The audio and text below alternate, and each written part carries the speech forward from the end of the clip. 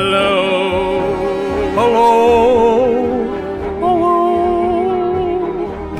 Welcome to Pixar. As you can tell, we're all expert singers now that we've watched Coco. Yep, that's all you need in life. Pixarspective, episode 19. We are 2 episodes away. Holy moly. Oh my god, 2 episodes away. We're so close to the end. Yeah, and wow, what a journey and what a send-off, because these last few films are very telling. Very. Well, okay, I guess I'll say that I'm the Wash. I'm random bystander here. Wow. Yeah. You know what? We've earned this. I am Kirby fan. Wow. I thought you were gonna save that for Incredibles 2. I thought you were gonna save that for Toy Story 4. Well, I'm not so sure what I'm gonna think about those 2 movies going into them. I know that this movie is special, so this is a send-off. It's very special, and if you say it's Bug's Life is better than this, I swear to God. I mean, you know I'm gonna say it. You just know I'm not gonna mean it. True. True. Oh, Coco. Yes, Coco. Gosh. This we have quite a lot of backstory for this. Oh God. Yes, and by that you mean we knew nothing about it going into it. Here's the thing, like we said in the previous episode, for Cars 3, 2017, 2 Pixar films in 1 year, and we made the executive decision. Let's skip Cars 3 and just wait for Coco. Yeah. And around this time, there was some without going into so much detail, let's just say shakeups within Pixar. Yes. This is when it started. This was just around this time. So when the credits came in and that name showed up, well, ouch. Yeah. Yeah. Yeah. Let's not. Yeah. We call him unnamed director for a reason. Yeah, we call him an unnamed director. Thankfully, he didn't direct this. Lee Unkrich did. So we're good. yes. I mean, are we good? His other directorial role was Toy Story 3, and well, yeah, that's what I was worried about too. At the time, we were super hyped for Toy Story 3. But okay, so our actual experience is that we all 3 of us saw this together. We knew nothing about it, and I don't know about the 3 of us, but my expectation was 0.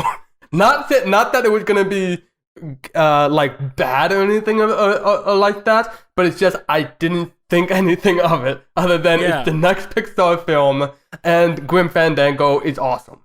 Yeah, that's pretty much the same. Gotta get that in there. Gotta get that Grim Fandango reference, because that's all we thought of. When they first announced that they're gonna do a movie about the Day of the Dead, that was one of our speculations, was that that Pixar was gonna do adaptations. And they're gonna adaptate a LucasArts video game.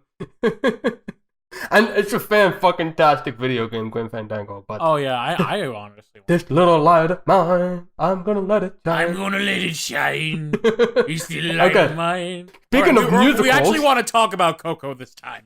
So, no, but there's a good point, because this is Pixar's first musical, and we'll talk about that.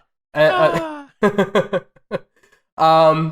yeah, when we first came into this, we had 0 expectations, and let me tell you, the quote short that they played before this. Oh God, didn't not help. Short.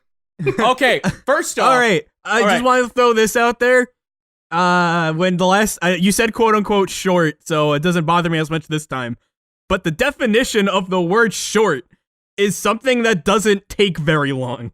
This took like 27 minutes or something like that. Oh my God. Okay, so it's a TV special that they decided to put before the movie. Yeah, to put things into perspective, it's close to Thanksgiving, so it's somewhat Christmas time. Yeah, it's after Thanksgiving, so it's somewhat appropriate because it came out on Thanksgiving. I know that. Yeah. And we saw it sometimes after that. So yes, and I'm thinking to myself, oh goodness, what's the short gonna be? Because if there's got to be a Pixar short within everything, and I see the Walt Disney logo, and I'm like, with the Steamboat Willie, and I'm like, that's odd. That never plays before any Pixar shorts. What's going on here? And they don't see it because I don't think they've seen Frozen at the time. I still haven't seen Frozen. Good, that's fine. It's not fine because it was so painful to watch this without having seen. And then I see Arendelle, and I'm like, oh no. And then they're singing, and it's like TV special quality musical. And I'm like, okay, maybe this is just a short, because when I saw Beauty and the Beast, when it was remastered in theaters again in 3D, they had a Tangled short that was like 5 minutes. It was great. It was cute. I was like, maybe they're just making a cute little Frozen short with Olaf. That's gonna just be over and done, just be adorable, and Olaf and Sven get into some hijinks. Then that minute turned into 5 minutes. Then that 5 minutes turned into 10 minutes. Then by the 20-minute mark, I hear at the corner of my ears, I hear it, Mommy, where's Coco? And I'm just dying. I struggle to hold in my laughter. Yes. And I'm just like, if this kid who this special is targeting is sick of this shit, then everyone else is dying in the theater. They want this to end. By far, the best thing about the short, in my opinion, was that after the first week, they took it out. I was gonna say that. It bombed so badly, they took it out after like 2 weeks. It didn't even make it to Christmas. That's never happened. Because I saw Coco in the theater twice. Once with you two, once with my mom. And when I went to see it with my mom, which wasn't very long after, it was already gone. Oh my god. Thank God. Not only was it long, but it was just embarrassing. Like I was like sinking in my seat and just like, oh my god, I want to leave. We are 21. We are over 21 years old, watching Olaf in the snow singing about some bullshit about Christmas. It was worth it for that kid, honestly. Oh my god, it was. He made it, and his mother told him to be like, shh, and I'm like, no, kid, preach it. Yeah, honestly. Let him know it's horrible. This is god awful. So bad. It was so terrible, and I'm surprised more people didn't walk out the theater, because if they didn't know any better, they would have thought that this was the movie. Speaking of the movie, though, what about our theater experience watching Coco itself, ignoring Olaf? When it started, because I guess we'll talk about the opening later on, but like the opening was going along, and it's like, okay, I'm getting into this. And then they talk about De La Cruz, and they show him getting crushed by a bell, and at that moment, I distinctly remember, like, I was so close to, like, jumping out of my seat and just shouting, yes! This is what I crave! I remember looking at you, like, and just you having, like, your mouth being, like, so wide open and happy. I was so, it was a death scene played for laughs in a Pixar film, and I was totally on board with this. It's their first. It's the first I've ever seen of that, and I'm like, huh. and we'll talk about that, but it sets everything up, that death. Oh my god. But that was my experience. I can talk about the story, but we're talking about experiences, because oh god, there's so much I want to say. But yes, I remember we all saw it in the theaters together. We all experienced the horror of Olaf together, and I'm pretty sure by the end, we all didn't know what to expect together, and I'm pretty sure at the end we were all bawling our eyes out together. Yeah, oh man. Ooh, this movie's a crier. In unison. In the beat to remember me. It means nothing coming from me, but coming from you two, yeah, this movie's a crier. Oh my god. I cry over everything. It meant something coming from Wash. Who cried that they didn't cry at any movie until Toy Story 3, and then we see him, and I look at him next to me, bawling his eyes out. I'm like, yeah, that's right, you cry. So there is in the movie. We'll get to that. We'll get to it when we get to it. But there's a character in the movie. It's one of the spirit animals. Very large.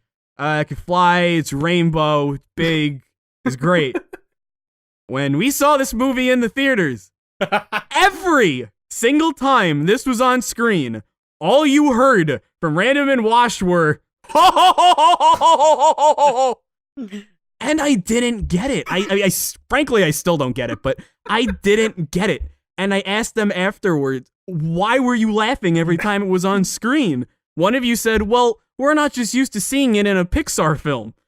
I said, so? That doesn't make it funny. And your response was, yeah, well, you watch anime, you're used to this stuff. And no? Wait, I don't remember saying that. It was one of you two, I don't remember. I think it was me. That sounds like something I would say. And you know what's funny? I watched it after watching the movie again. I was just like, I saw that thing and I was just like, huh, cool. I was playing Persona 5 all the time. I was less floored this time around. A lot less floored. I think it just shocked us, and we just didn't know how to respond other than laughter. Yeah, we were. Yeah, it did shock us, and I think a big reason why at least for me, like why this watch around was a little more muted was because I am now very familiar with the previous Pixar films, and so I know that I guess what threw me off is that it's just aggressive, and it's like starkly aggressive in the middle of a really fun place. It's just this wild beast. But I mean, there are very similar things like that in previous Pixar films, so it's not. Oh yeah. We're still talking about experiences, mind you, with this film. And my question is, what was everyone's experience watching Coco after the initial theater experience? Because we all drifted apart, and I'm sure seen it one of these times. I'm going last because I have a whole story with mine.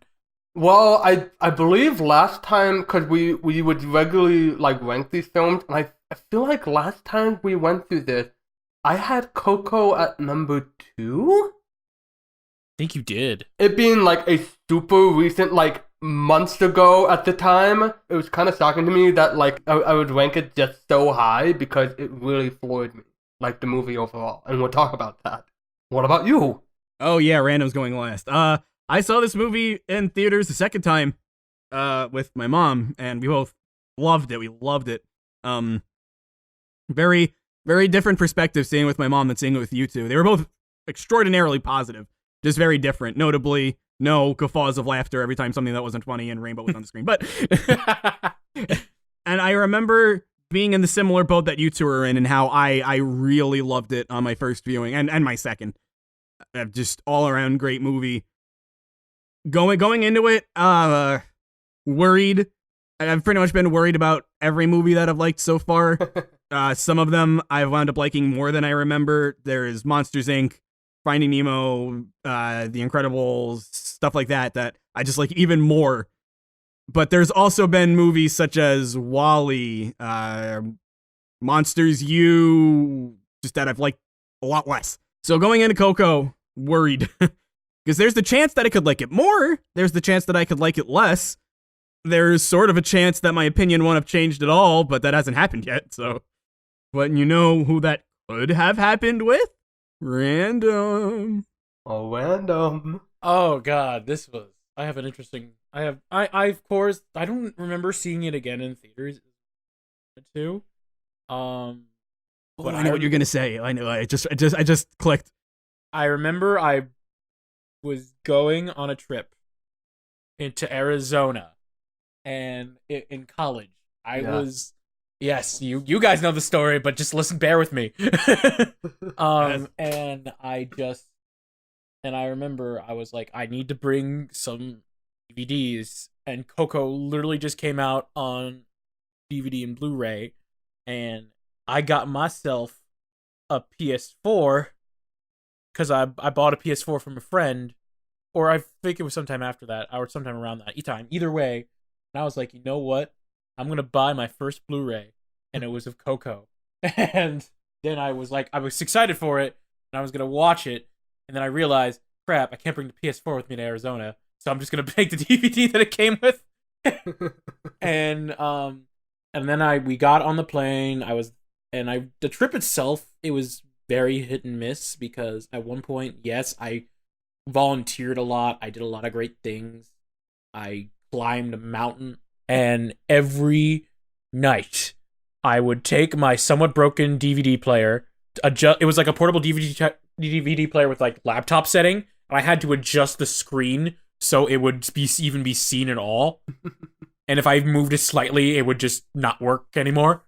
So every night, since I couldn't really like bond with everyone else because I had my own room and everyone else had their own floor, I just watched Coco every night. I had other DVDs, but no, I watched Coco. Just Coco. I mean, I did change it up every once in a while. Like, I watched the commentary version once in a while. Oh, yeah, good job. Yes, I know, such great. Just like how Wash had that time in Poland with Toy Story, Up, Hot Fuzz, and some other thing, I think. I had my time with this movie. I just really, like, analyzed it and wanted to learn more about it. I still haven't watched the Blu-ray features because I didn't have time to today, but I really, really wanted to. And I have a feeling it'll make me appreciate it more. But the commentary did have some cool facts. Like, there's a reference to The Shining in this movie. I remember that. Even when I was on the plane, when my DVD player was dead, there was a movie option. And guess what movie was an option to watch? Yes, Cars 3. Actually, yes, that was an option. I think both were an option too, but I chose Coco because I'm not choosing either of those guys. One, because I couldn't watch Cars 3 without you, and two, Good Dinosaur. So even though I think I watched Coco 10 times in that whole week. It's gotten to the level of half five for you. It's just like you've watched it that many times. And even during like the watcher of this, there were times where I could look down my phone and easily tell what was going on, and nothing would be lost on me because I've watched it that many times, and that's why it's kind of been my favorite. Because not only because it's just a great film, and also the first musical. I'm a musical lover, but I have some history with it. It was what kept me sane during a not so great trip, Well, maybe not kept me sane, more like just kept me busy when I was not volunteering. It was nice. It was just nice to watch. Oh yeah, I can totally relate to that. Yeah. And then I watched it again, and then I stopped watching it because I need to give myself a break. I think I watched it again with my nephew and my family because we all wanted to watch it, and I just remember like my family loving it. My mom getting shocked at the bell scene. The one and only. You are at least you were the Coco evangelist. Yes. I still need to see the Blu-ray though. Then I can regain my status. Okay. Well, I did see the Blu-ray, but I need to see the Blu-ray feature. As the Coco expert, do you want to do the plot summary? Why not? The scene starts with this great opening animation with doilies of all things. Doilies! Goddamn doilies! Those things that go on your couches. They made an opening out of that, and it looks so good. It's so simple, yet so good. And it tells about how this musician left his family in order to become a musician, and the woman, Mama Imelda, as she's known to be called later, and her daughter, Coco, survive as Mama Imelda becomes a shoemaker. And she basically becomes a successful shoemaker, gets her whole family involved in the shoemaking business, but also Mama Imelda bans music from her family. Like, no music at all whatsoever. It's like Footloose. Except instead of dancing, it's music. Meanwhile, it takes place to narration by Miguel. Miguel wants to be a musician. He likes playing his guitar, and you could tell he's passionate about it. He loves it. He loves the sound of it.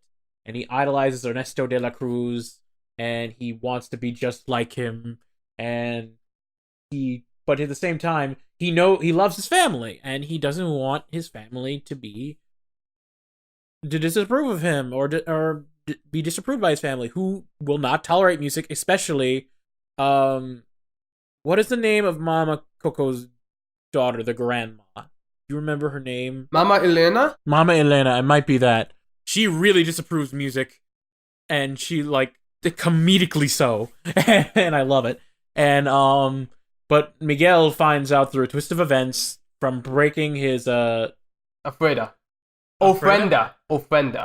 Ofrenda. I was like, it's not Alfredo sauce. It's Mexican, not Italian. But he breaks the family ofrenda of Mama Imelda and finds out that possibly Ernesto de la Cruz is Miguel's great-great-grandfather. And he's like, I'm born to be a musician. But his family disapproves. He breaks the guitar. He gets angry, but he wants to play anyway, but he needs a guitar.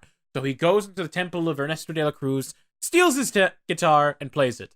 But little does he know, it makes him part of the land of the dead. And now he's stuck in the land of the dead, and he has to enlist the help of his family that is dead in order to, like, get back. Right. However, Mama Imelda says that she will let him back only if he gives up music, which he doesn't want to do, because he loves music. So, with the help of a very awesome skeleton named Hector, Hector and Miguel work together to find Ernesto de la Cruz so that Miguel can get back home and still have a love for music. Also, Sans is in this game. Movie. No. Movie, Sans, first of all. Sans is in this movie. Second, Sans is in this movie, yeah. Sans is not in this movie. Sans is in this movie. That's the name of this episode. Sans is in this movie. I'm the Sam one, is in this that movie. titled the episode. Sans is not in this movie.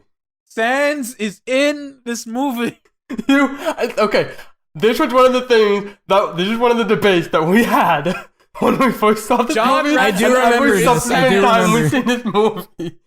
For the He's love in of God, just because a skeleton happens to be wearing a blue jacket doesn't mean he's Sans. His body build is exactly the same. He's got that same grin Every that Sans skeleton has. has that same body build. The guy at the security guy that was let Hector off with a warning had that same body shape. You know, But he wasn't wearing Sans' clothing. It's the fact that all of these things come together. That's why it's Sans. you know, It's a horde of if you- skeletons. if you keep saying Sans isn't in this movie, you're gonna have a bad time. That's Coco. That was pretty good. Are you calling Coco a bad time? No! I'm saying Wash is gonna have a bad time. Okay. With- Okay. All right. All right, so All right. that's So what did you my think of very Miguel? long plot synopsis. Oh, there's also Dante, the dog, and Abuelita has a spirit who we've talked about, and there's other characters along the way, but it's very important to mention Dante. Yes. Yeah. what It did you think of Miguel? was Mama Imelda that had the spirit animal, not Abuelita. Yeah, that's why I said Mama Imelda. No, you said He Abuelita. said Abuelita. So what do we think of Miguel? Well, Miguel. Oh my God, I have 3 words. Russell done right. Ah! Yes, I share the same sentiment, my friend.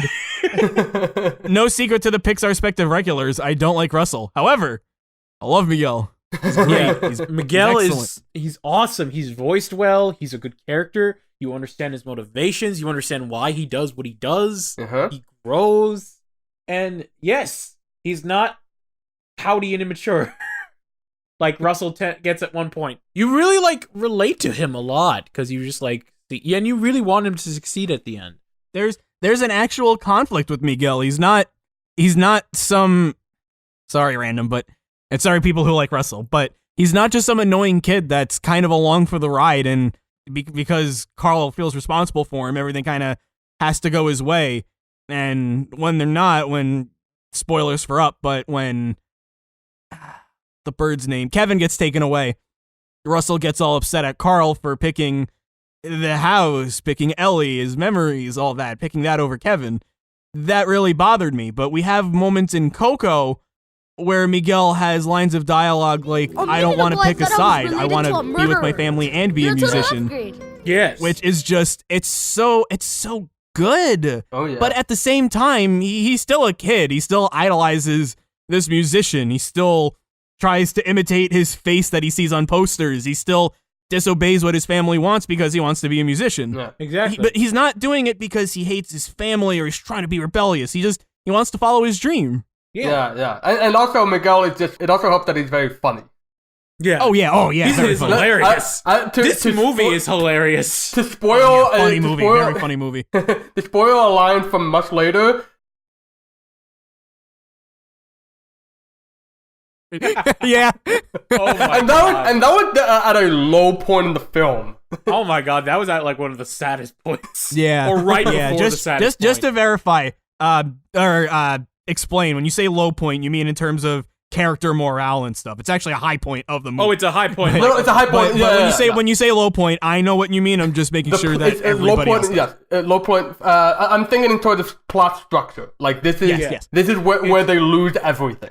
Yeah, it's the moment is lost in Save the Cat. Yeah, exactly. There was never a point where I was like, oh, come on, Miguel. At least not that I remember. If anything, it's been a long time since we brought up this comparison, but Toy Story 1, a big thing with Woody was that he was made to be a character that you really liked, but then when he went to knock Buzz behind the dresser, you thinking, Woody, no, don't do that. And that's kind of what I feel like with Miguel when he broke into the De La Cruz's little mini temple thing. Oh, yeah, and stole his guitar. At that point, you're thinking, Miguel, no. You're not thinking, oh, of course, this brat would do that. You know, it's nothing like that. It's Miguel, no, don't do it. Miguel, no, there's other ways. Come on. There's a door. It's unlocked. Yeah, right. Hey, even himself, he goes, I'm sorry. Yeah, like he feels bad for doing it, but he's gotta seize his moment. Oh, and we'll talk about that. We'll talk about that. We'll talk about that. Yeah. God, you touched about it a bit, but can I just say that opening, much like Ratatouille and other films, this opens with narration, but it's like first off, it's telling its own sort of story, and it's also just like plain better. Yeah, it out of all the narrated Pixar films, this one probably does it the best. I don't know which one does it the best, but I put it in the camp of a movie like The Incredibles or Up and how it's actually good. Yeah. Oh, yes. Especially, like, the very first shot you see is somebody lighting the candle for the ofrenda. It sets the whole mood about, it's a film that's set in Mexico, and it's going to be a film about Dia de Muertos, or in this case, Dia de los Muertos, and they're going to explore death. And also, they're going to explore it in the kind of, it's in a celebratory way, really. As it's not like a end game, it's more of a like another stage of life. Yeah, and that's what makes it so fascinating when you're at least for me, because like this watching this, it was like I gotta really, I think what's been the big takeaway for me with this is that this is a film about death, and it's so much fun. Yes. It's colorful. When you think of death, you think of funeral homes where all the colors are going to be black, white, and brown, right? Maybe dark green. But this film is so colorful. And a lot of that takes inspiration from the Dia de los Muertos culture. The colored skulls and the pinatas. I even saw the alebrijes. I even saw there's one shot where you can see off in the corner there's like crappy versions of Pixar characters as pinatas. Like you see a really badly made Woody and Mike Wazowski. I saw a Buzz Lightyear somewhere. Yeah, it definitely the Buzz Lightyear with it. But I saw like Mike Wazowski in the corner, and it's like. I will say the shot of Miguel going to the land of the dead for the first time, I want that as my wallpaper. It looks so good. Yeah, that's a good wall. This movie has a lot of Pixar movies have good wallpapers, but this is one of them. This is one of those movies where it's like, especially with that scene, it was like, I really wish I had my Blu-ray with me. I was so happy. This is Inside Out all over again. It was just so gorgeous, and it doesn't look nearly as good in DVD quality. No, it doesn't. Damn you. It's actually really funny. When I was watching the movie today, I watched a DVD quality also, but the scene when Miguel broke into De La Cruz's mini temple to steal the guitar, when he broke in, my computer crashed. So that was interesting on my end. I would mid-drink with that. I almost did a spit take. I just specific, you know when the computer freezes and it goes like that. I'm sorry.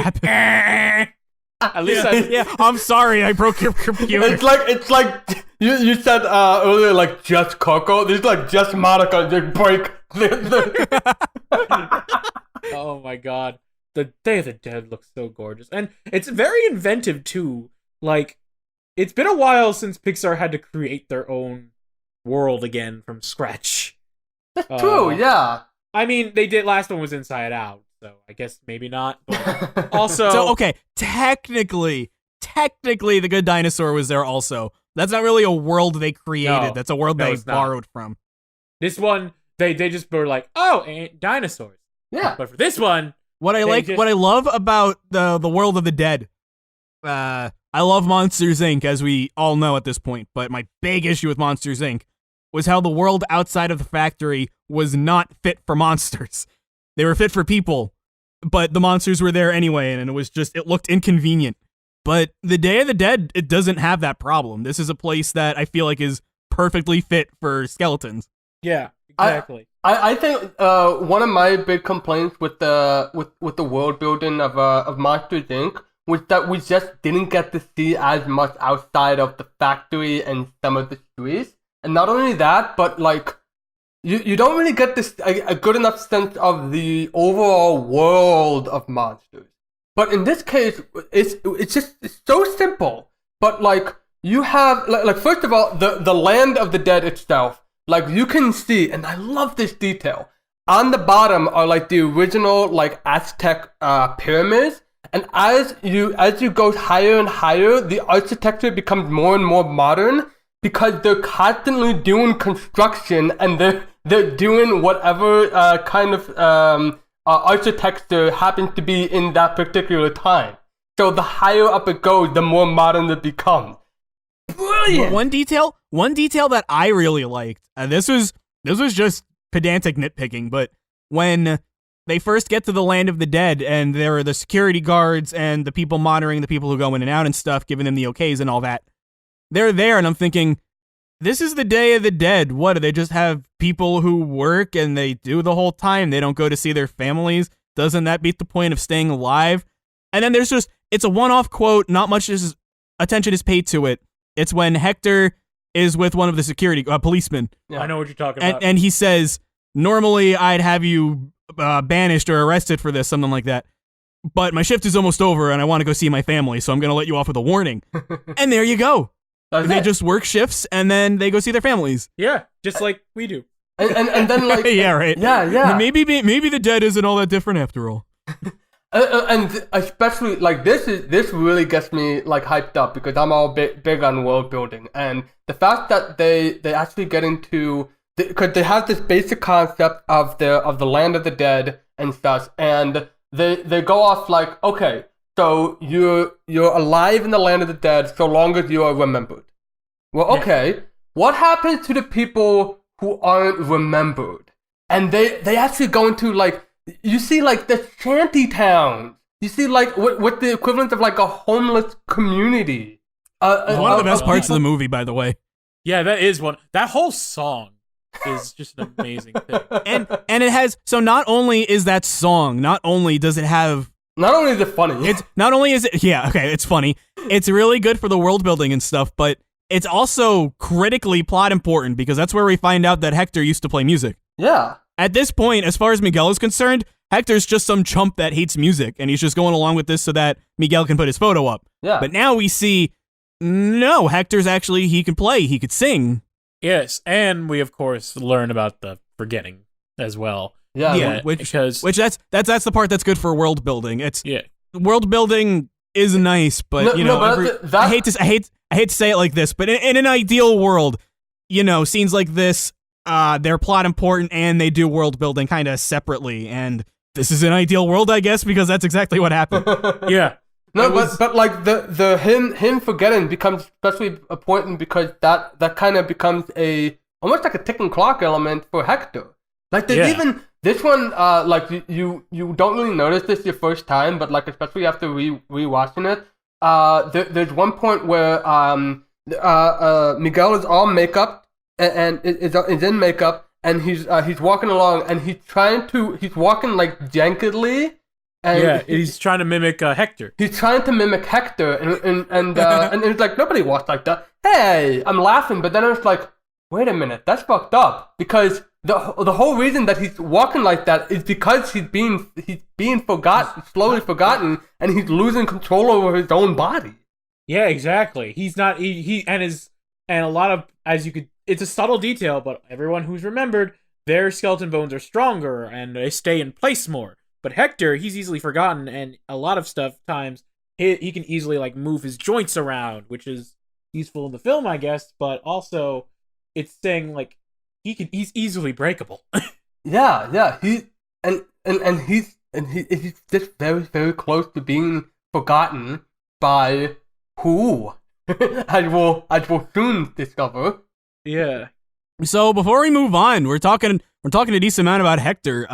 I know Random liked Hector because he called him awesome before, but what did we all think of Hector? Oh, he's great. I love Hector. I love him too. Not just him, but him and Miguel worked so well. Yeah, they're one of Pixar's best original duos in a long time. Yeah. I mean, honestly. all right, since Inside Out, I guess, but that's still 2017 to 2013. That's a while. He's so wily. He's just so much fun. Like, even in the first time you see him, he's in drag, first off. Yeah, he's just pretending to be Frida Kahlo. Frida Kahlo, which is, I believe, a famous artist. Yes, famous Mexican artist. Yes, that's Mexican painter. Who's she's probably the most famous Mexican painter. Hence why they took some liberties and made her a performing artist, but that's okay. I don't think that was a thing, but maybe she had some other hobbies in the land of the dead. Hector was dressed as Frida Kahlo. And he's like desperately trying to get across the bridge. And at one point you think, why can't he just walk there? And he tries running, but the leaves stop him. And at first you think he's just like this throwaway character who just like is here like, oh, he's just explaining that people need the passport. But no, he winds up being a major character who works with Miguel. And I literally thought, I think when I first saw this, I'm like, is this guy the villain? Is this like are they obviously going to like make a setup of this guy being the villain? Thank God and, they did. Him. Thank God. Yeah. You really see them bond together like during the performance, like of Un Poco Loco. Yeah. Because he's like training him. He's like trying to coach him and just get him hyped up because he's never performed in front of an audience before, and that terrifies Hector. That is such a sweet sentiment. At the worst time. I even wrote that one down because it's like, not only is it like... Actually, it's such a bad time. It's such a bad time. And not only is it like so funny, but it informs a lot about the character. That it's like, God damn it, I guess we're gonna do this. And just like seeing them work together and dance together, it's just nice. And even at the end when they do get into like a little misunderstanding argument, it's justified. He's justified with like being mad to that he's lied to. I mean, yes, he does lie a lot. Hector literally says straight out to Miguel, I might not be able to make it last it through the night. I need to get my photo there, and I will take you to your family if that means that happening. I do gotta say, nothing against Coco specifically. It's just, you know, when the misunderstanding, maybe not even misunderstanding. It's structured like a misunderstanding, but it's not. So I'm just saying misunderstanding, not because it is. That's how it's structured. Yeah, it's structured like. And I hate that structure because you know what's gonna happen. Hector being all like, I never thought that I would see the day. I never thought I'd see. I literally posted this in the Discord. I could pull it up. I never thought I'd see the day where Miguel would put his passion for music over his own family. What? That's literally what they did, but only 10 times better. Okay, yeah. I am. This is a part of the movie that I didn't like, but God, it's so much better than start to finish anything in A Bug's Life. I didn't. It was like, okay, let's just get on with it. At least they got it over with. It's like, okay, it was fast. It was very fast. Like they moved on. Like, okay, Miguel is going to just to go on his own for a little bit. And to be fair, we do get. I think they did that to separate him and Hector. Because at one point, I'm glad they got separated. I'm not even saying, I'll say that much. I'm not even saying that I think this was the wrong way to go about it.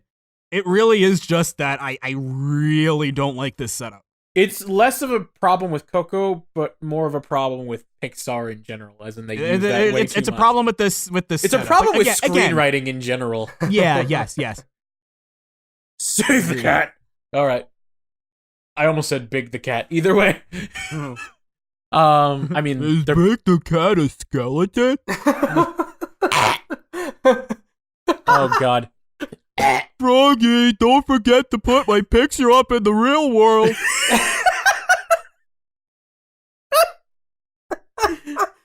You have to let me go over. I must find Froggy. We're talking about Coco. We're talking about Coco. I don't want to anymore. What did you think of So are we done talking about Hector first off? Because I think at least until the end, like further on. So I think the next person to talk about, well, I would say the family, but the real one is Mama Imelda. Imelda, yeah. She's the leader of the family for obvious reasons. Even in death, their family is scared of them. So I really want to bring this up. When me and my mom saw this movie together, it was not the experience with you two, so you don't know this, but when I saw this movie with my mom together, my mom left the theater thinking, you know, I liked Imelda and everything, but I think she should have forgiven Hector a lot earlier, because he went through a lot. And she found out that it wasn't his fault that he never came home. You know, he was poisoned, he was killed. She should have forgiven him a little easier. He still clearly cared about her and the family. He's still a family person. And I feel the opposite. So my response was, okay, but he still left her alone with her child. Yeah. And what I think is super interesting, and I'm going to make this up comparison again. Sorry, random. But okay. when Carl picks his house over Kevin, the movie paints Carl out as the wrong person in this situation. Here, with Imelda and Hector, neither of them are shown to be right or wrong. Imelda is justified in not in being angry at Hector for leaving her family and leaving his family. But at the same time, Hector, he wanted to come back. He didn't leave because he didn't like the family. He left the family with the impact of music. Coco, he sung Remember Me to Coco every day. He loved his family. So neither of them are wrong. And I love that. It is exactly what I wanted from that scene in Up. Yes. It's very comparable to, we had this the exact same discussion with the fight in The Incredibles between Helen and Bob. Yeah. It's justified. You get where you get why Imelda is mad at Hector. I mean, we don't know it's Hector right away, but we get why she wants to get music out of her life. It's not that she hates music, she still loves it. You know that when you hear her sing, when Miguel hears her sing, that she even still has a love for music. It's just that the music reminds her so much of the pain that she went through in life. I could say she wanted Coco to forget about her father. I would say that too. I mean, I wouldn't, not obviously like to be like dead. Like when she finds out that she is forgetting you, she's like, oh snap. I even really love that she has a little arc that pays off when she's forced on stage and made to play music. Oh my god, that's such a great climax. I know, it's such an amazing scene, but not only is it an amazing scene because of the humor and the choreography and everything, but it's freaking hilarious. But it's also great because it kind of completes her arc of her relearning her love for music. And thus her forgiveness of Hector and her accepting of Miguel wanting to be a musician. Yes. Yeah. So good. So good. So but good. Also, so good. I'm gonna jump right back. I'm gonna jump right back to that being fucking hilarious because I have down in my notes that when the security guards are coming up and Imelda is trying to like escape from them, one of her forms of attack is giving a guard the microphone and him dying of stage fright. And he dies. He clams up and he just turns around and bawls and goes into a fetal position on the floor. Oh my god, it's so great. It's so great. That whole scene is so great. I really haven't been talking about how a lot of times when I talk about the humor, it's funny, but story significance, but funny movie. It's funny, but also they really worked hard on the writing of this because it seemed a lot of the writing pays off, especially when it comes to certain things with the music. Even Dante, like he's so easily can be just seen as just like the stupid animal, but And they even refer like he's just they give hints like, oh, maybe he's your spirit guide, and then they see him like bite his leg, and it's like, yeah, maybe it's just a dog. But even then, it comes back, and there's even little hints of like, if you look at the visuals of Dante like guiding Miguel to his family or to Hector, or like whenever Miguel and Hector were together, he was like good and happy. But when they were separated, he was trying to pull it back together. Yeah. Can I just add? You said before that the movie is funny, but they did a really good job with the writing. Two things. One, shame on you for saying that. But more importantly, even if you take comedy out of the equation and have it something separate, there are such great jokes that are made, and then they come back later as story important. With my favorite freaking one being when all those skeletons come out and they lick the cactus milk or something. When that comes back, they need a way to get to De La Cruz so that they can get Hector's photo back. And the way they do it is that they sneak inside the prop where all the skeletons come out to drink the cactus milk, and there's fire in the background because fire brings passion. And it's so funny. It's so great. It's a joke that pays off. It's called Chekhov's gag, and I love seeing that in movies. It's so good. Like, Hot Fuzz masters it, so I'm kind of spoiled by it, but Coco did a really great job with Chekhov's gag. And is there an opposite where, like... Yes. I heard you say, can we talk about the music? Yes. So, talk about the music. Oh, it's so beautiful! Oh, I love it! I just want to say something about myself. Let's talk about me. Okay. But I'll go on mute. Tell me when you're done. I generally have something important to this, because the thing is, I'm not a big fan of musicals, and another thing is that I suck balls at like analyzing like lyrics to songs.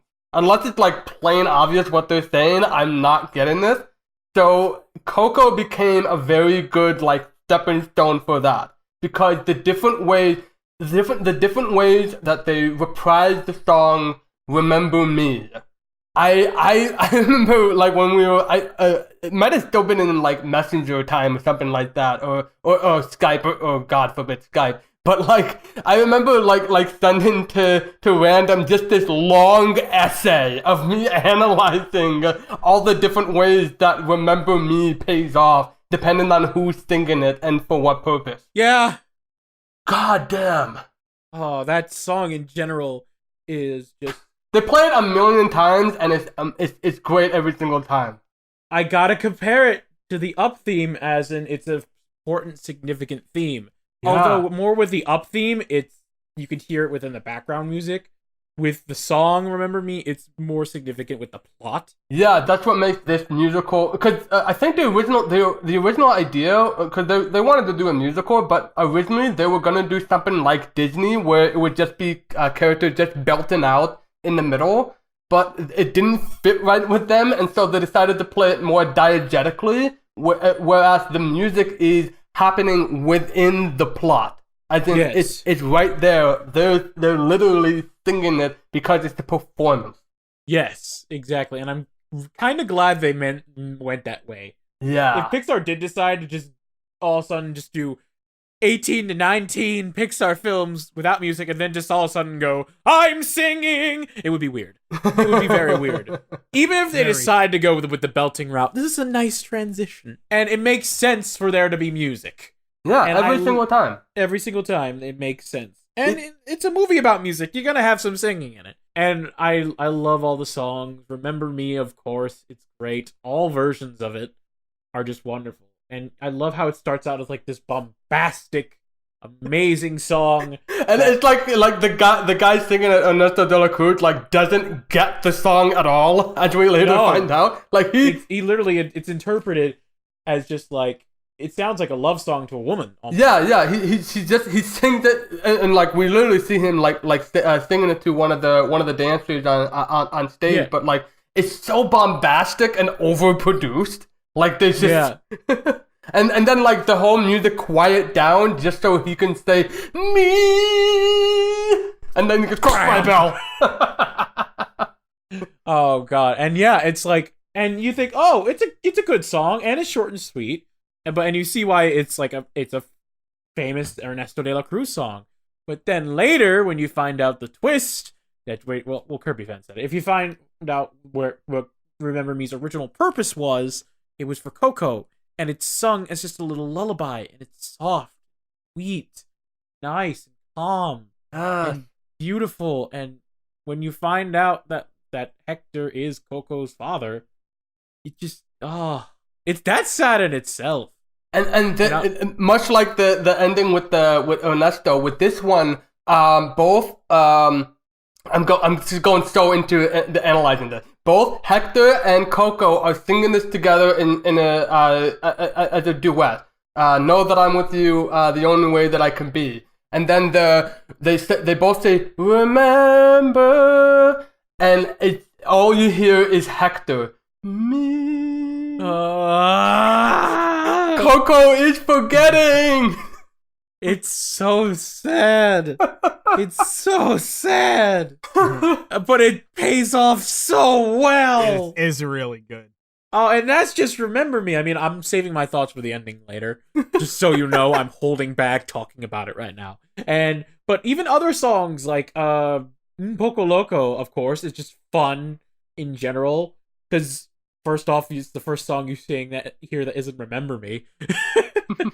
And second, it's just a fun time. Second, it's a fun time where Miguel and Hector can just have fun, be themselves. Third, it's a significant character moment for Miguel because it's his first performance and his first time like being confident on stage. Yeah. And fourth, it's just and Un Poco Loco was specifically, as I just found out, it was specifically a song that was written from Hector's point of view to his wife, Imelda, who he's going Un Poco Loco for. That makes sense.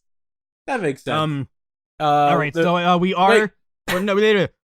I have to hurry this up because we're running a little short on time. We are. De La Cruz. What do we think of De La Cruz? Oh yeah, we do have to talk about De La Cruz. Yeah.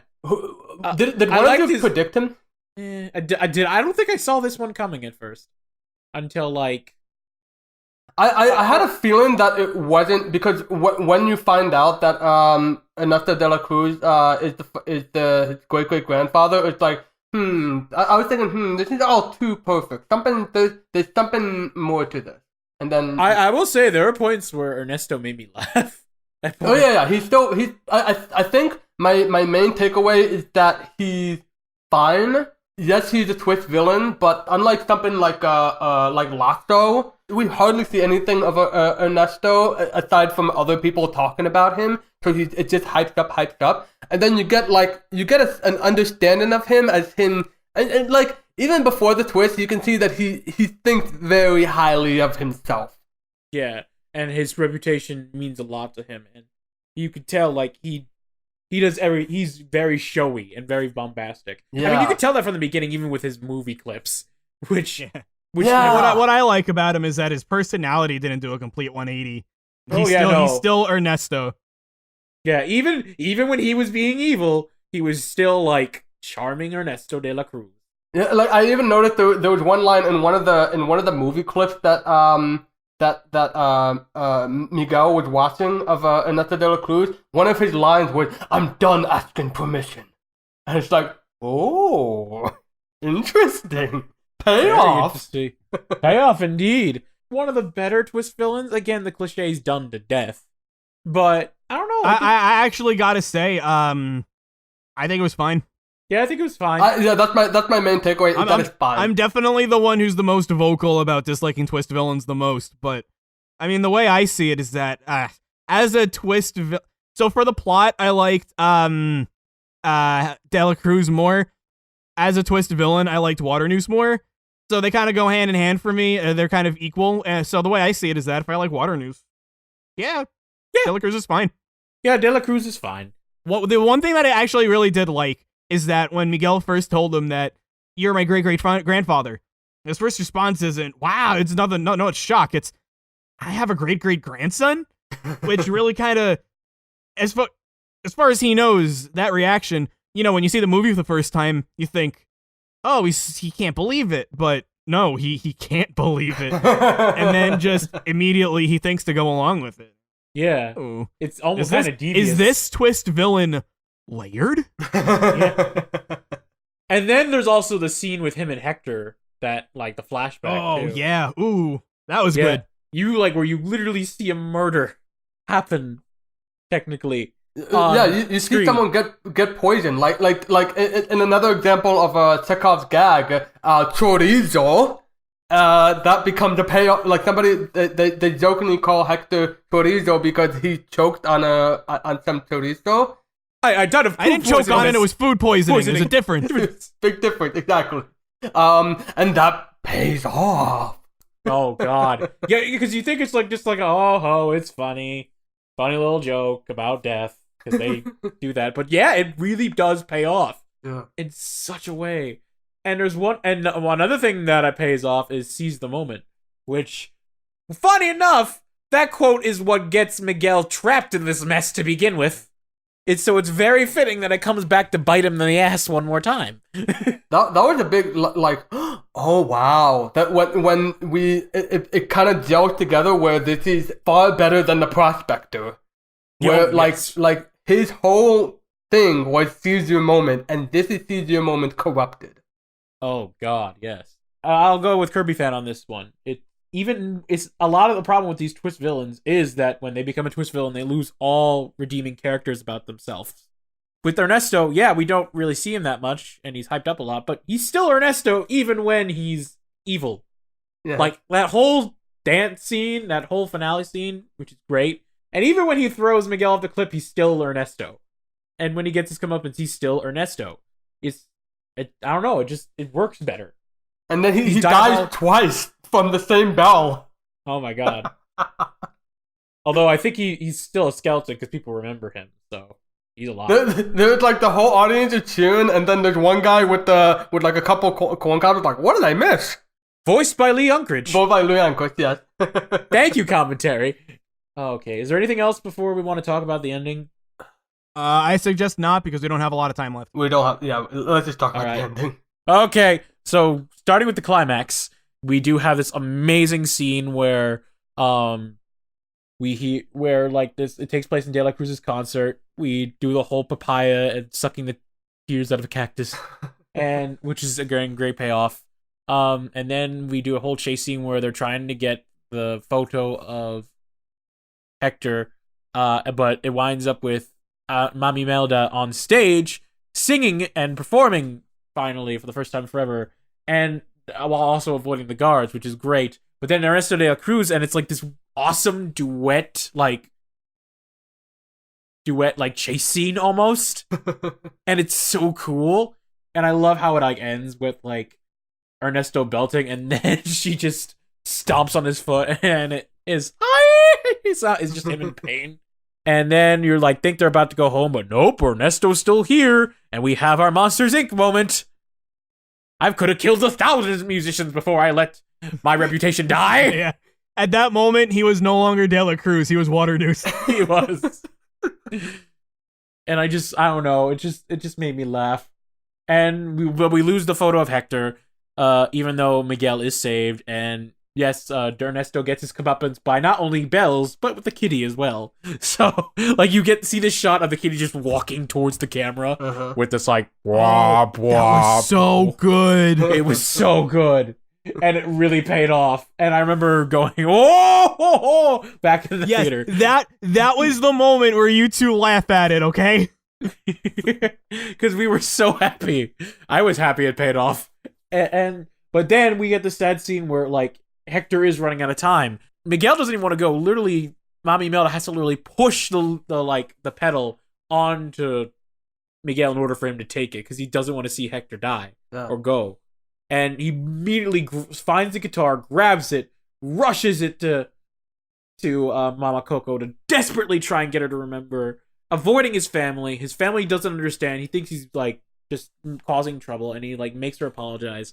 And then he sings "Remember Me" in the style of Hector, and you slowly see like Mama Coco's facial expressions change ever so subtly to like a smile, and she starts singing along as well. To the whole family was like shock and amazement, and she remembers him, and she remembers everyone. She tells Miguel about how her father sang that song to her, and at one point you see like a funny joke where it's just Mama Imelda and Coco and just a ripped out picture of the father, and it's funny. And when we think it's funny throughout the whole film, but then we see that lost piece mixed in within the letters that from Hector that she kept, and it fits, and Miguel fits it back into the frame.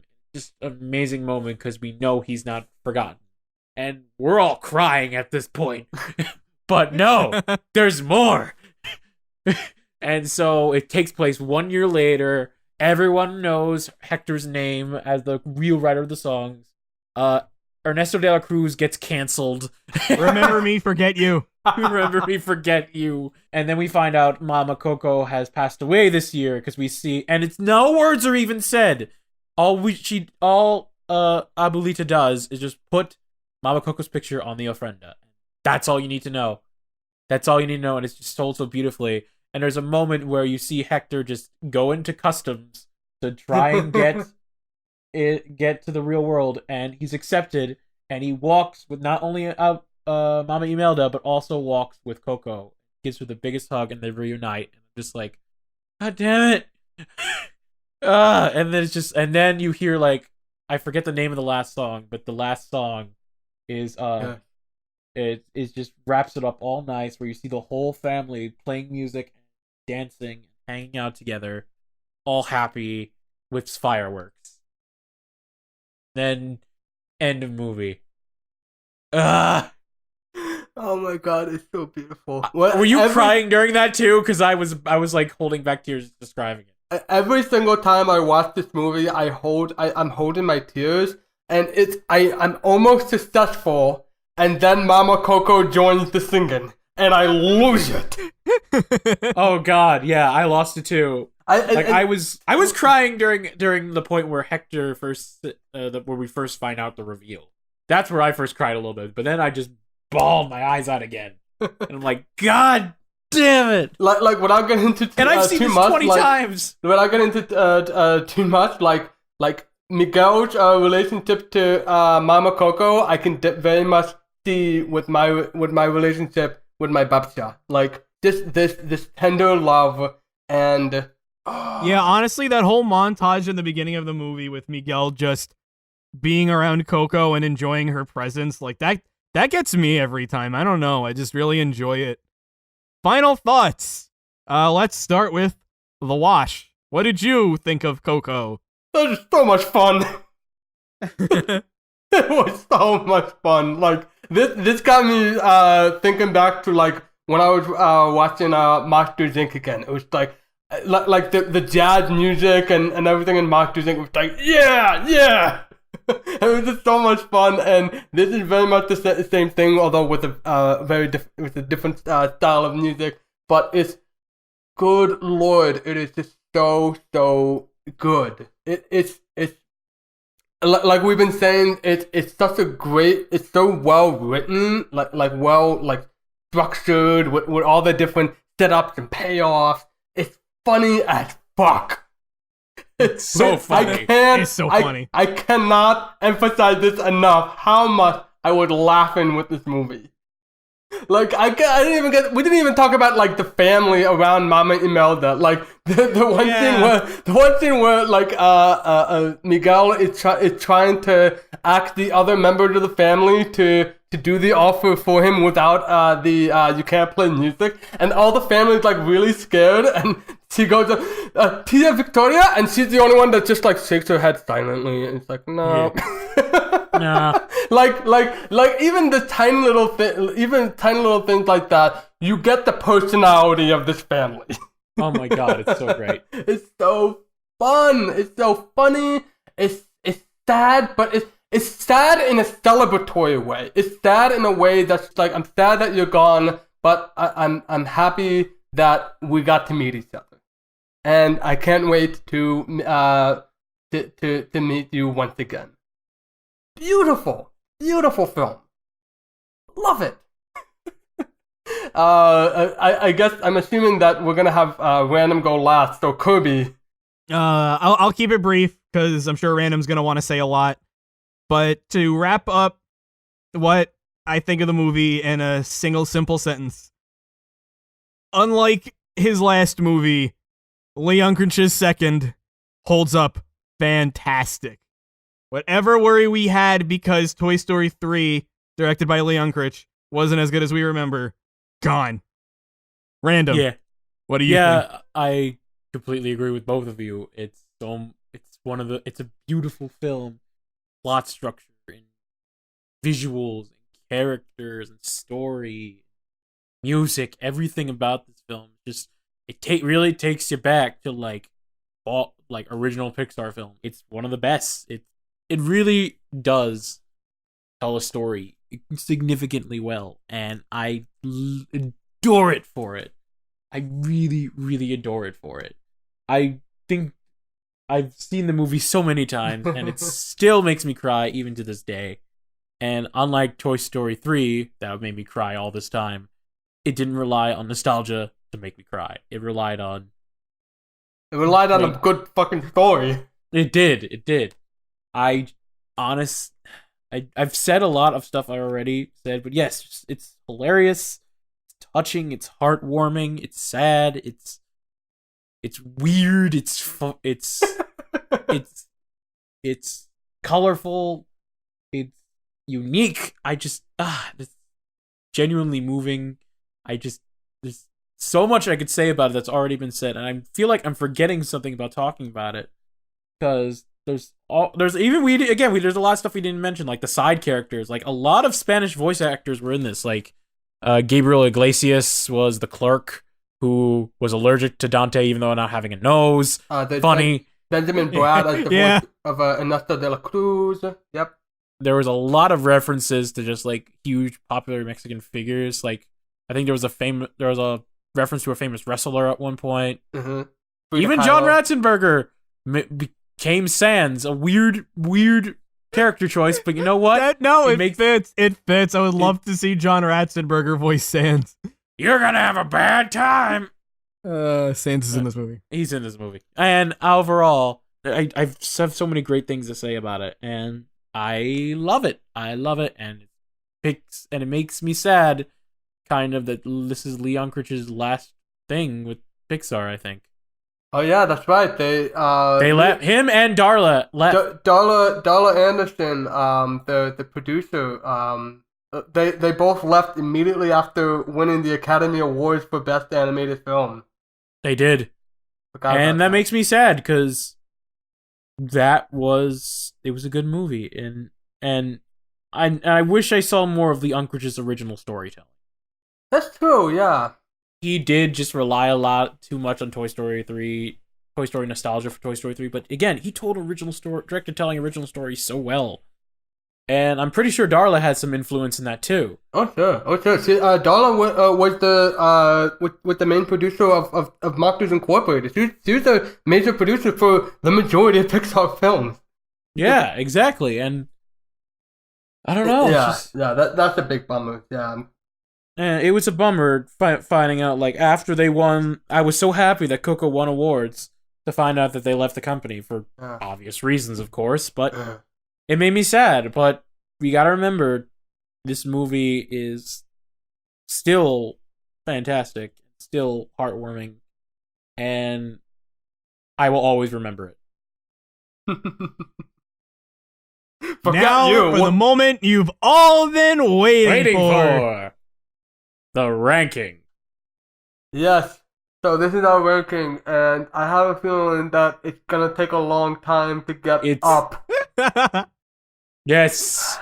But nevertheless, in fact, we're literally gonna have to get 2 up. We might have to get 2 up, depending on what happens with Random.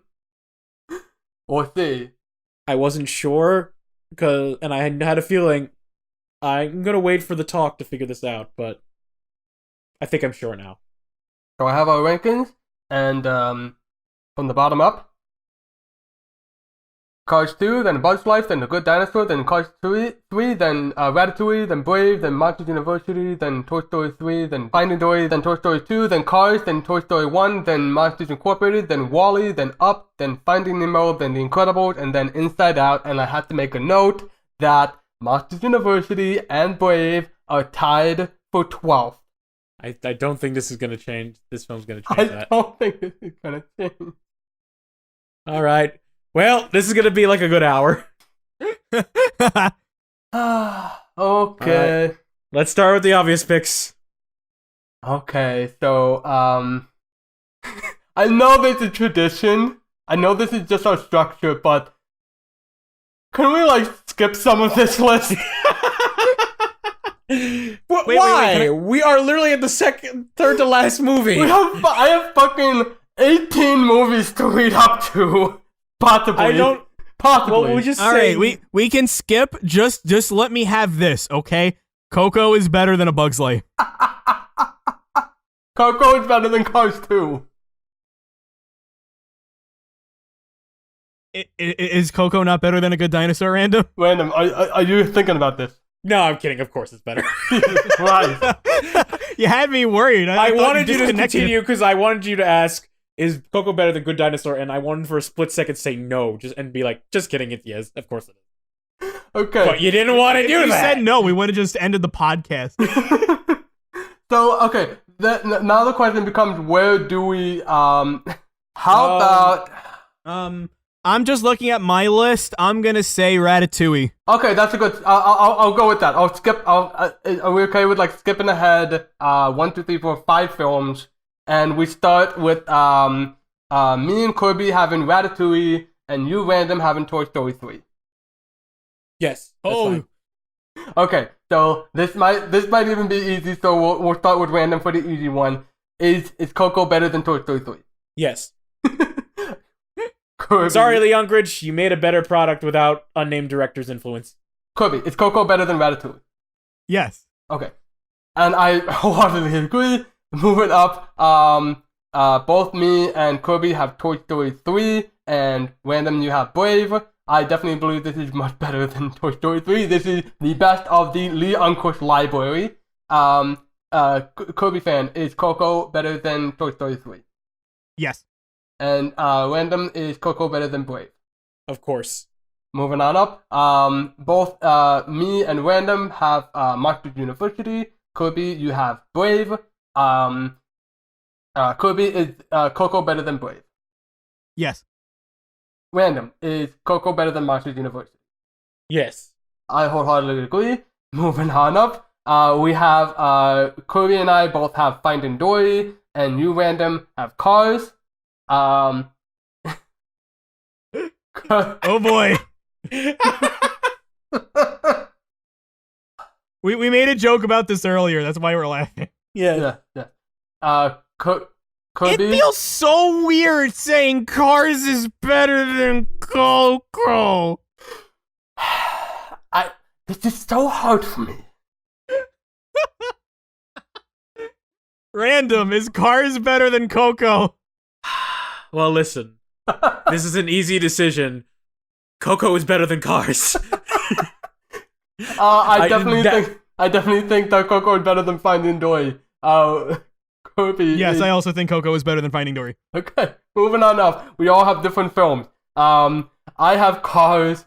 Kirby, you have Toy Story 2. Random, you have Finding Dory. I definitely think that Coco is better than Cars. Kirby, is Coco better than Toy Story 2?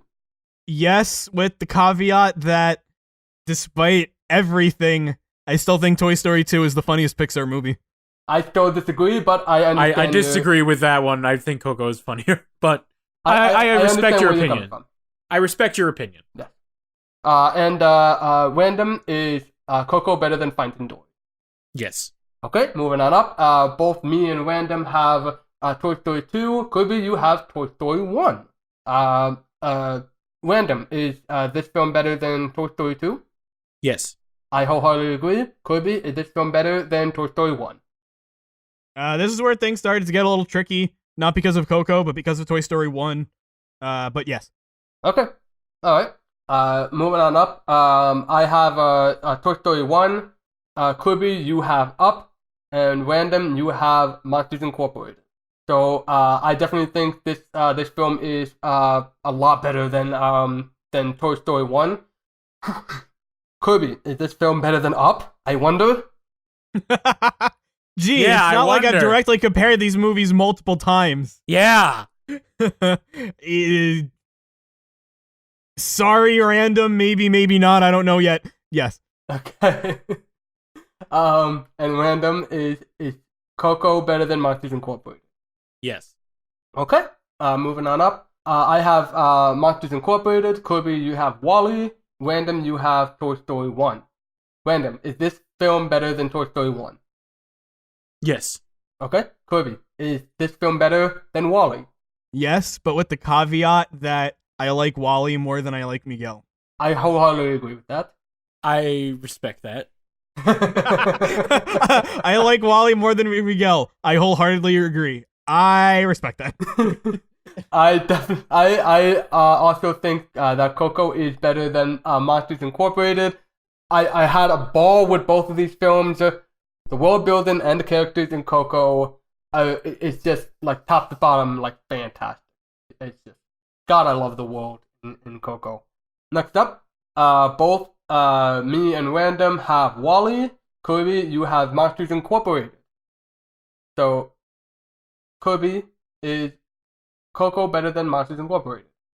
I think this is the part where I'm going to start spending a little bit of time talking about why. Not a lot yet, but a little bit of time. Okay. I think Monsters Inc. deserves it. Yes, I think Coco is better. These two movies, I think, do kind of have similar strengths. And I think Monsters Inc. does so many things super well. But all the things that Monsters Inc. does super well, I just think Coco does a lot better. I agree, yeah. The only thing that I would maybe give Monsters Inc., and this is not a slight against Coco, this is just, I love Mike and Sully. They're still my favorite Pixar duo.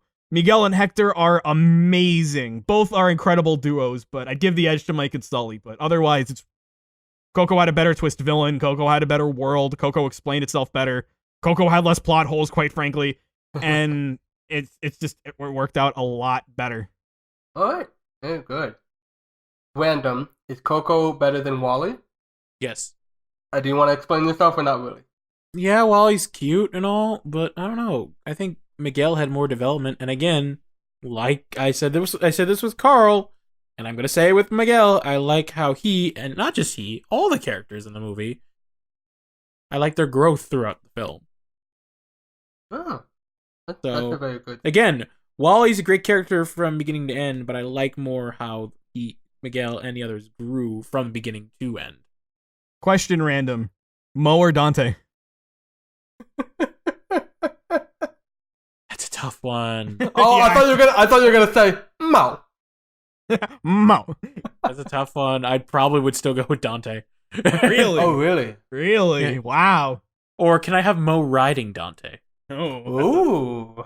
Mo cleaning or Dante. Dante Mo riding cleaning Mo. Dante. No, Mo cleaning Dante. That's it. That's the Mo next cleaning short. Dante. That's it. I definitely say that Coco is better than Wall-E. One of the big things that takes a lot of the enjoyment away from Wall-E, not too much, but quite a lot, were the humans.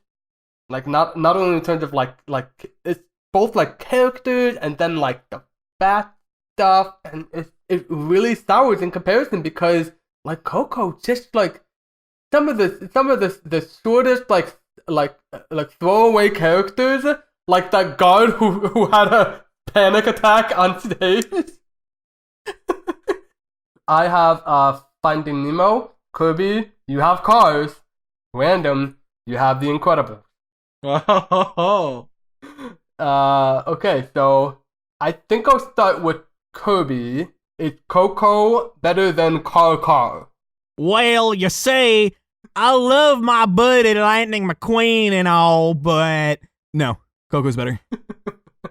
It's finally happened, ladies and gentlemen. We got another one. Yeah, so I do want to drop Cars is still in my top 5. Just want to remind you. Well, we'll see for the next two. We'll see what. Yeah, because because It's as of right now, it's in my top 5. Who knows Um, going forward? if anything, if in my opinion, it's gonna be the next one that might get it out of the top 5. Maybe. We shall see. We'll But- see. But as for Cars versus Coco, I know I'm the only person on the face of the planet to ever say this, but it's pretty close. I can't help it. There's something about this stupid movie about living cars that resonates with me so much. That's fine. Like I even like when you were talking about Cars 3 and how the message of living in the competitive world, like how that resonated with you. It's like, even if I disagree with your conclusion, I 100% get where you're coming from. Yeah, I understand it. It makes sense. And I will say this as Coco's definitely the better film. I'm not trying to sneakily say Cars is better, but even though I think Coco's message is very important, I still gotta say, slowing down in modern society is still just a message that's so, I don't know, there's just something about Lightning not actually getting what he wants at the end that just really made that message strike me harder, you know? Mm-hmm. I would say definitely that Coco is better than Finding Nemo. Whenever I have to make comparisons, I'm gonna have to go back to one of the few shortfalls with Finding Nemo, the fish tank. Fish tank. It got pretty close for me, but like the top 4, it was really hard for me to place to figure out where to place Coco. It was really, really hard. Random, you have The Incredibles at number 4. I love the way you said that. Significantly lower than both of you. Is Coco better than The Incredibles? Sorry, Incredibles isn't getting any higher. Coco's better.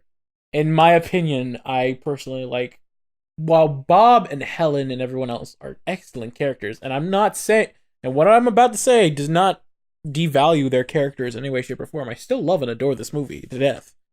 I just love and adore the characters and story in Coco more.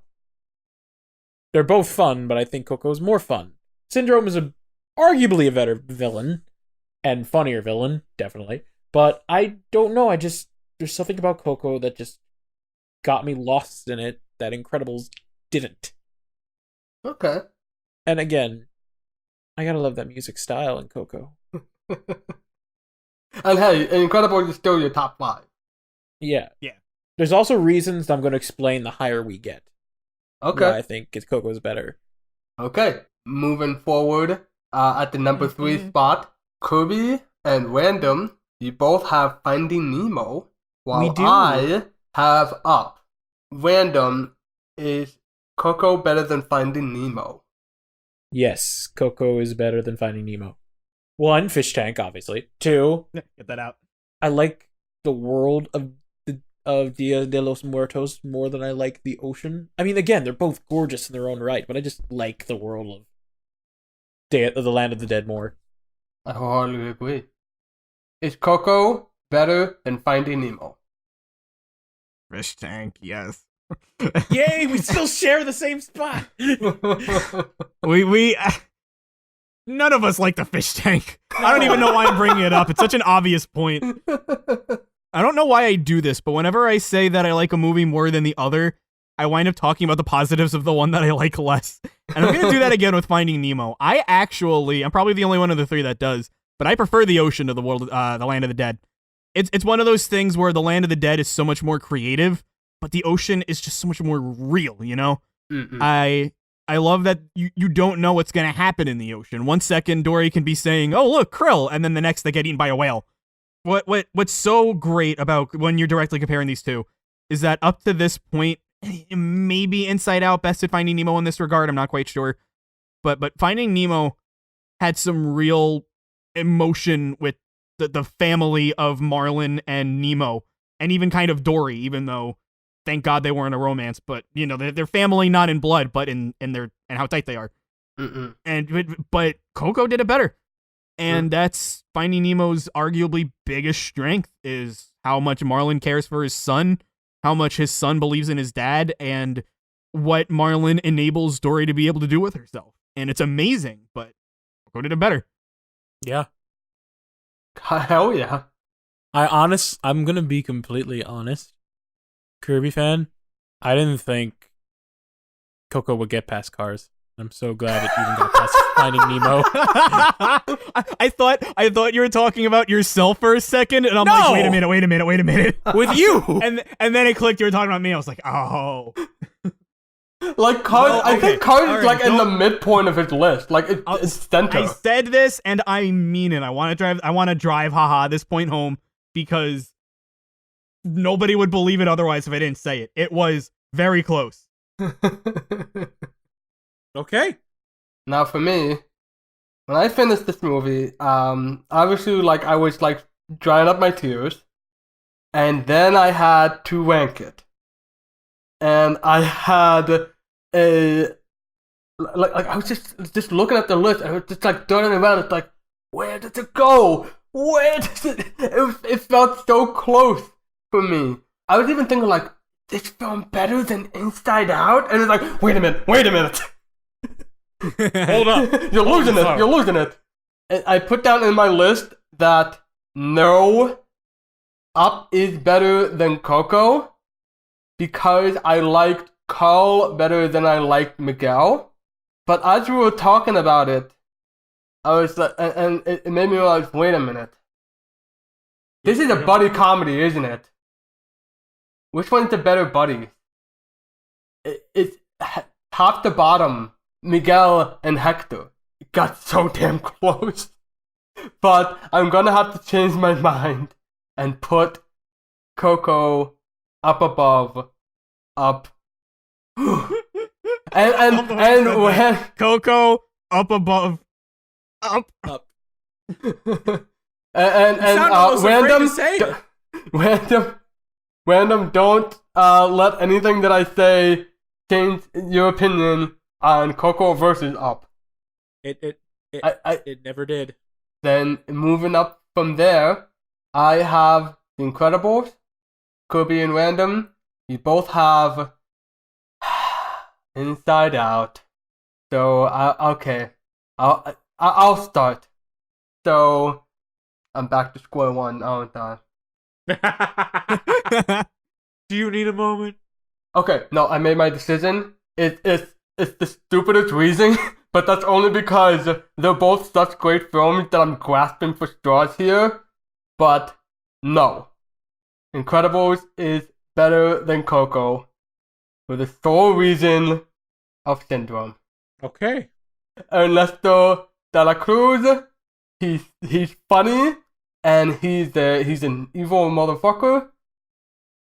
Syndrome is so much funnier and so much more evil, which makes him so much funnier. That's a great way of putting it. It is. Okay, I don't know who to pick that will, and I don't know which one of you will crush by my dreams about Inside Out. I'll go with Kirby. Kirby, is Coco better than Inside Out? My list is done. It's right in front of me. I'm looking at it. I always make sure that I pick my answer before coming into this. I want to be prepared. I'm going to make Pixarspective history. Can you come back to me? Whoa! Wait, really? I'm seeing my ranking right here. I don't know. I don't know. Can you please come back to me? I can't Damn believe it! I was relying on that time a bit. Okay, no, I'm kidding. But wait. No, this is Pixarspective history right here. You know me. I come prepared, but you got me. You know, I'm not surprised. Do you know what sucks the most about this? What? If I pick Inside Out, then that's it. Coco's done. If I pick Coco, then I get to talk about how I like The Incredibles more than it. So no matter what, we lose. I mean, I know it's not gonna get much further, but okay, fine. Well, give you some time, Kirby fan. Well, I have to pick now because I can't do the same thing. Otherwise, I'm gonna be. I've been pretty quiet. I'm gonna keep being quiet. I gotta think. Okay, no, that's fine.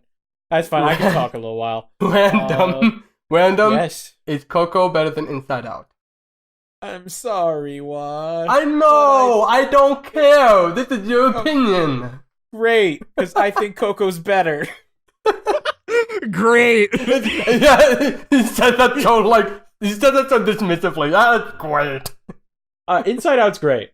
It's very fantastic. It's very imaginative. I like Miguel more than Joy, for one. Okay. Miguel never annoyed me, and Joy did at points. Okay. 2. Joy and Sadness not as good as Miguel and Hector. 3. Like Land of the Dead more. 4. Music. 5. Unnamed reason I'm gonna probably talk about later. 6. I really got more into Coco, and all those reasons and more are why I like it better than Inside Out. It was a little hard at first. It was a little hard, but I really thought about it, and you know what the big comparison's gonna be. I know what the big comparison's gonna be. Okay, Kirby fan. As the Inside Out person here, I'm the one that has to say it to you straight. This is an intervention, okay? Tell me to me straight. Is Coco better than Inside Out? So as we were talking, I made my list, and just so you know, when I made my list, I thought about it. This was fresh off the heels of watching Coco, and I had put Coco as my number 2. I'm not going to say whether or not that's what it is now, but when I immediately watched it, that's where I put it. We talked about Coco for a while. I vocalized the complaint of the misunderstanding. That's a complaint I had when it happened, so that didn't really change much. But then when we got to the point where it was time to rank them, I thought to myself, did I really compare it to Inside Out, or did I just kind of go off what my emotions were telling me at the time? And I kind of just went off what my emotions were telling me. I didn't really think about it too much, which is odd for me, because normally I do. I think I was just running away from the fact that I was going to have to pick. So I that's when I started to think about it, and I think I finally got my answer. And the way I did it was that I compared, a lot of what I liked about both movies. I love the world of both movies, but I think the inside of somebody's mind is... The way they build the Land of the Dead is fascinating, but the inside of somebody's mind, this is straight up... I think maybe we've seen it one other time in, media. That one sitcom, Psychonauts, that's it. And again, the Day of the Dead is fascinating, but they go into so many layers compared to the Day of the Dead. So I think I prefer Riley's mind. Inside Out and Coco are both very funny movies. Coco, I don't really think has a definitive funniest character, but Inside Out has Fear, who I still think is the funniest Pixar character. On top of all of the humor being emotion-based, which just helps resonate it so much more. So that was a point for Inside Out. And then the more I kind of was thinking about it, a lot of these points are going towards Inside Out. So what is it about Coco that really even made me put it number 2 on the list to begin with? The music. And okay, we're having a discussion again. I know that's kind of weird, but I'm not so much a big song person, but I'm a big music person. How music makes you feel. Okay. And a lot of what Coco is about are the meanings of the lyrics. But what's great about music, like what happens in Coco, is that even just talking with Remember Me about how De La Cruz performs it as this big number while Hector performs it as a lullaby to his daughter. You can read a lot into the lyrics, but you can read a lot into the music too. When De La Cruz performs it, it's this giant orchestra. When Hector performs it, it's a soft guitar. And I love that. And that is what Coco is. You can't just look at Coco and say, okay, this is it. You have to understand Coco, Inside Out, I love, but you watch Inside Out, the message of the movie, handling your emotions growing up. You get it. Coco, you don't get it. So we're back at square one. It's like, oh my God, which movie do I pick? And I thought about what really mattered to me, and I said this before, I'll say it again. Nothing, and I mean nothing, is as important to me as comedy. And Fear is funnier than anything in Coco. Random, I am sorry you stalled for me. I thank you for that, but I'm gonna have to let you down. Wash, I pick Inside Out. I did it! I convinced you. Yes. Yeah, totally. Didn't convince me, though. Yes, sir. Yes, sir. 1 out of 2 ain't bad, though. All right, random. Well, I'm okay. the only one left. This is what we've been warming up to for the past 18 episodes. Well, actually, we've been warming this up since number 10 up, and it's very fitting that you're the only one left in the ranking. So now we come to the ultimate question. Well, not the ultimate question because we still have a couple episodes to go. Random. Yes. Is Coco? This is the ultimate question of ultimate destiny. Oh, god damn it. Now I want to talk about that movie, that music. Well, Coco's a movie about music, so. It is. But Up is also a movie about memories and dealing with change and overcoming sadness and moving on to better adventures. They both have interesting moments in the film. They both use their music wonderfully. They both have great characters. They both have great main characters that grow. And they're both really good films. Yes. It was a bit hard. It was a bit hard at first. It was very... Okay, it was very hard. Because I watched the film, and I knew it was going to be this conflict right from the bat, and I just didn't know which one. And I was like, you know what? I'll let the talking decide. Because I knew talking about the film... Because I've seen the film like dozens of times already. I knew talking about it would help me decide. And it did. Up, you had a good run. But Coco's back to take the champion. No, I'll wait. Coco's back to take the champion. Wash, when you didn't see me do this, but when you were talking about why you thought Coco was better than Up, I was nodding the entire time. So, I just want to drop this really quick, and then you can get into your reasoning random. Wash thought you were going to pick Up, and I thought you were going to pick Coco. We made a moneyless side bet on this. And I am so happy I was right. Wash owes me 100 metaphorical bitcoins now.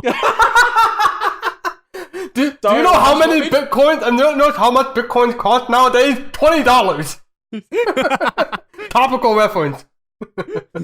What made you think of a Wash? I'm curious before I go into my reasonings, because there's I can't really say. I might have to look back into the chat logs to find out, but I was thinking that Up was gonna connect with you so much more than Coco. Until I heard you talking.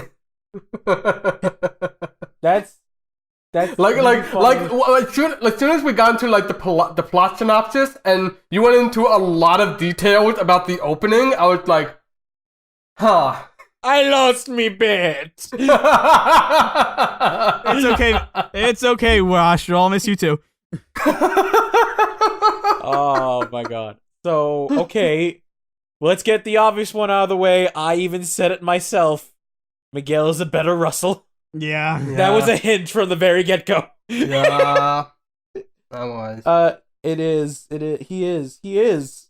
Like, I was watching a video and someone said that, I'm like, and it was before I even watched it, I'm like, wow, you're right. and yeah, he's so much better Russell. And number 2, I liked the pair between Hector and Miguel. And they have the common bond for music, which is another reason. Up's theme is great. And I love how it's used all throughout the film. And again, the characters are great, the story's great. I love how everything comes back in the end. Mm-hmm. And I wish Up did more of that, other than just the music. There's a few things that come full circle, but not as much as they do in Coco. And in case you can't tell, I love when writing comes full circle in anything. That's why I love Hot Fuzz. That's why I love Baby Driver. That's why I love Edgar Wright movies. That's why I love well-written movies where I just love when things come back. That's such a good statement. That's why I love well-written movies. I love that things have a payoff. Oh yeah.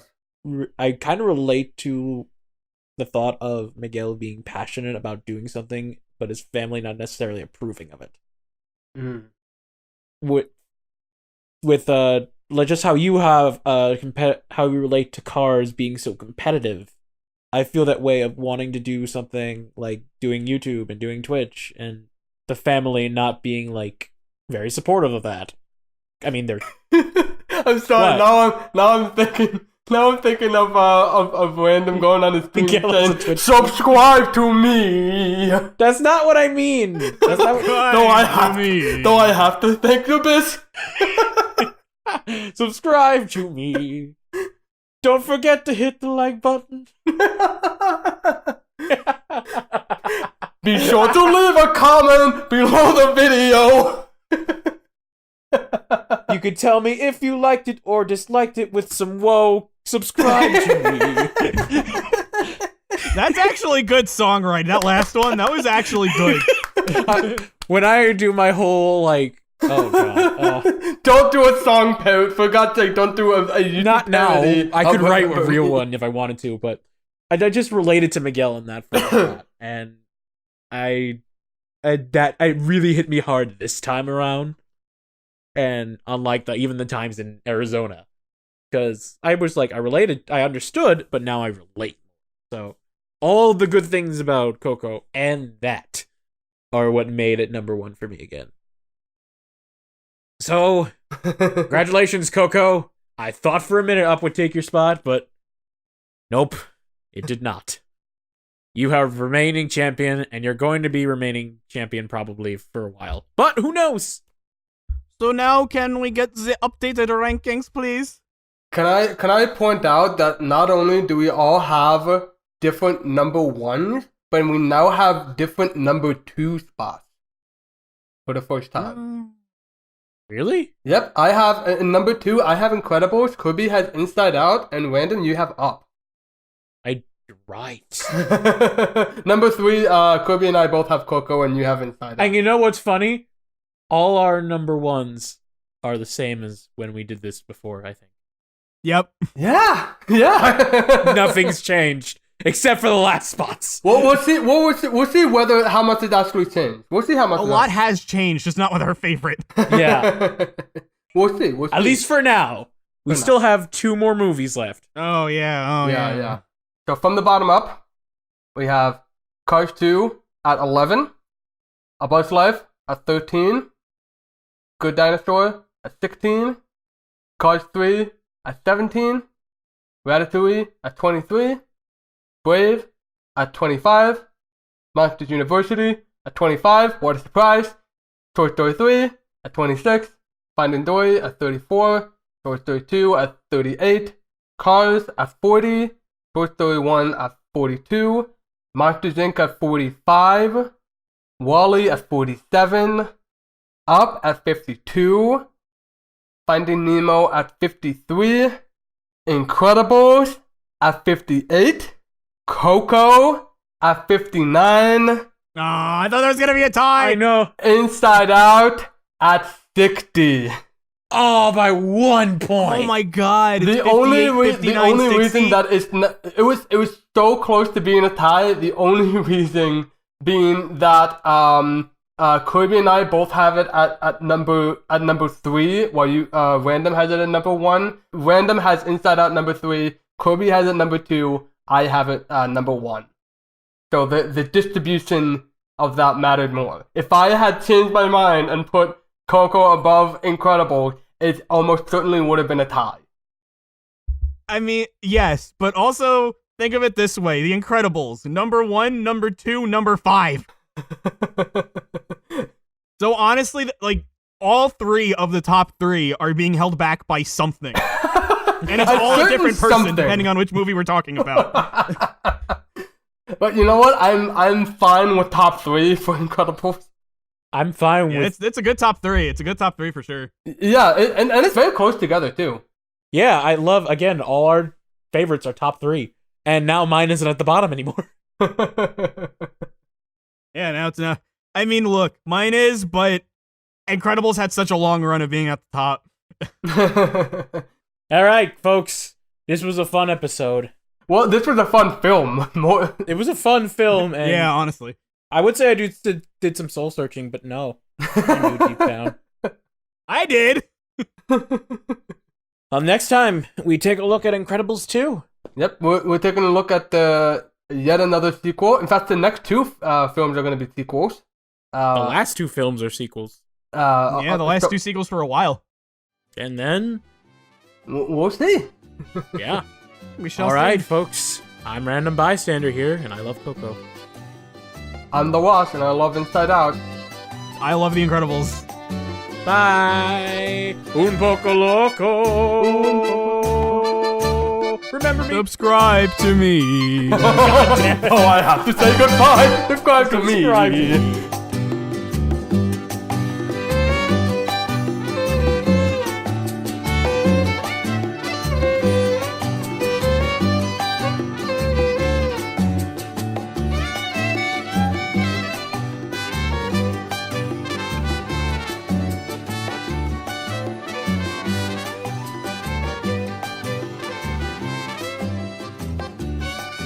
Subscribe to me is gonna be stuck in my head now. Subscribe to me. Subscribe to me. Oh my god! You know what joke we should have made? What? And then he was crushed by the notification bell. How did we not recording that? Tell me you're recording. I recorded that. Okay, Put that good, at okay. the end of post credits. Yeah. Oh yeah, post credits. Coco didn't have post credits. No, I didn't. Put that at the end as post credits for the Pixarspective. You have to put that in there.